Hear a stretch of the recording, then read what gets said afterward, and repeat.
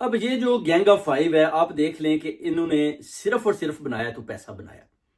کسی صورت بھی نہ تو انہوں نے عوام کا سوچا، نہ قوم کا سوچا، نہ اوورسیز کمیونٹی کا سوچا،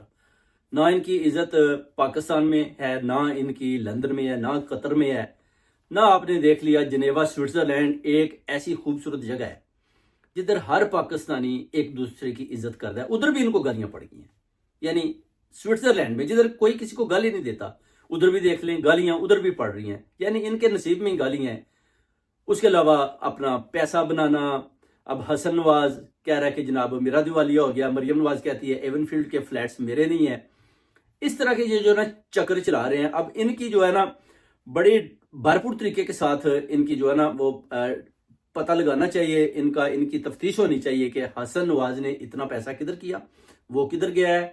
وہ سٹی بینک سے جو اس نے اتنا قرضہ لیا، اور وہ جو اپنا